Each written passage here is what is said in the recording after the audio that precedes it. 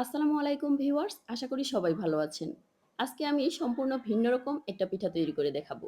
এই পিঠার নাম হচ্ছে কামরাঙা পিঠা। কথা না বাড়িয়ে চলে যাচ্ছি মেইন রেসিপিতে। প্রথমেই একটা ডিম ভেঙে নিচ্ছি।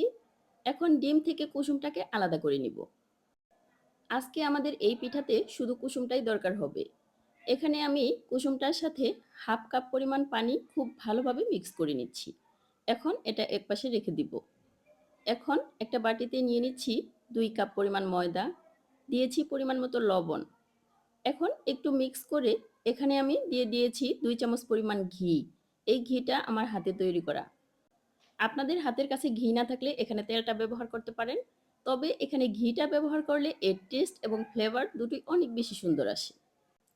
এখন ডিমের কুসুমের সাথে যে পানির একটা মিশ্রণ তৈরি করে রেখেছিলাম, সেই মিশ্রণটা অল্প, অল্প করে দিয়ে একটা ডো তৈরি করে নিব। এই ডোটা খুব বেশি একটা শক্তও হবে না, খুব বেশি একটা নরমও হবে না। ডোটা কিছুক্ষণ খুব ভালোভাবে মথে নিয়ে উপর থেকে অল্প একটু তেল দিয়ে এটা রেস্টে রেখে দিব ১০ থেকে ১৫ মিনিটের মতো। ডোটা রেস্টে থাকতে থাকতে আমরা এখন চিনির শিরাটা তৈরি করে নিব। শিরা তৈরি করার জন্য এখানে নিয়েছি ১ কাপ চিনি, ১.৫ কাপ পানি। এখানে ফ্লেভারের জন্য দিয়েছি ২ টো এলাচ।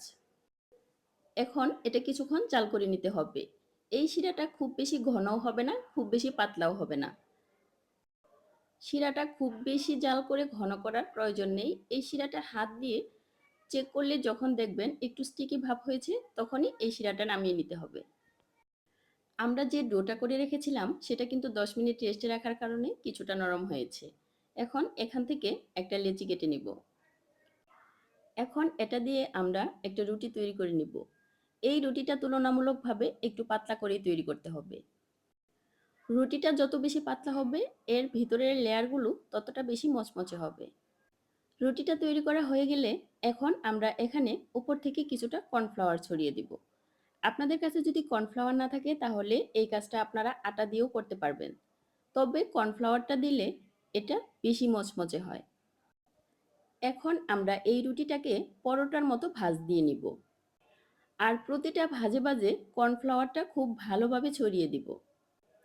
এই পিঠাটা পারফেক্টভাবে তৈরি করার জন্য অবশ্যই এই স্টেপটা ফলো করতে হবে। এই ভাঁজটা দেওয়ার কারণেই কামরাঙা পিঠার যে ভিতরের লেয়ারগুলো হবে, এই লেয়ারগুলো অনেক বেশি ক্রিস্পি হবে।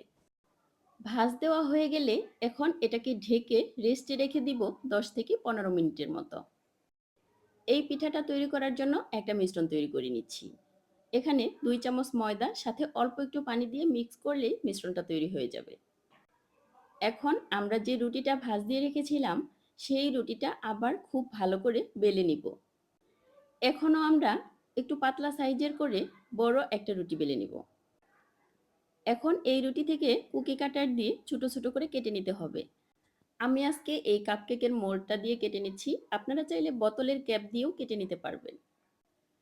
এখন এই ছোট ছোট রুটিগুলোকে একটু বেলে লম্বাটে শেপ দিয়ে নিব।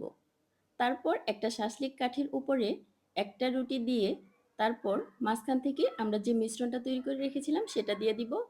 তারপর উপর থেকে দিয়ে দিব আরও একটা রুটি।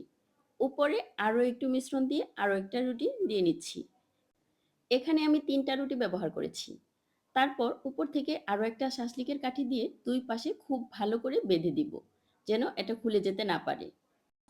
এখন একটা কড়াইতে পর্যাপ্ত পরিমাণ তেল গরম করে সেই পিঠাগুলো দিয়ে দিচ্ছি। পিঠাগুলো তেলে দেওয়ার সাথে সাথে এর লেয়ারগুলো একটা টুথপিক দিয়ে খুলে দিতে হবে। অল্প আঁচে উল্টে পাল্টে এই পিঠাগুলো একটু সময় নিয়েই ভাজতে হবে। বেশি আঁচে এই পিঠাটা ভাজতে গেলে উপর থেকে কালার এসে যাবে, কিন্তু ভেতর থেকে খুব ভালোভাবে ক্রিস্পি হতে পারবে না। আপনাদের ফ্রাই প্যানে যদি তেলের পরিমাণ কম থাকে, উপর থেকে এভাবে তেল দিয়ে দিতে পারেন। তাহলে পিঠাটা অনেক বেশি ফুলবে। আর এর লেয়ারগুলো অনেক সুন্দর হবে। পিঠাগুলো নামিয়ে নেওয়ার পর আমরা সুতাটা কেটে এভাবে কাঠিটা বের করে নিব। সুতাটা কেটে নিলে কিন্তু কাঠিটা অনেক সহজে বের হয়ে আসবে। এখন আমরা পিঠাগুলো রসে ডুবিয়ে নিচ্ছি। পিঠাগুলো ভাজার সাথে সাথে গরম পিঠাগুলোই কিন্তু শিরাতে ডুবিয়ে নিতে হবে। তাহলে এর ভেতরে রসটা খুব ভালোভাবে সোক করতে পারবে। আপনারাও চাইলে এই রেসিপি ফলো করে বাসায় তৈরি করে নিতে পারবেন এমন মচমচে রসালো কামরাঙা পিঠা।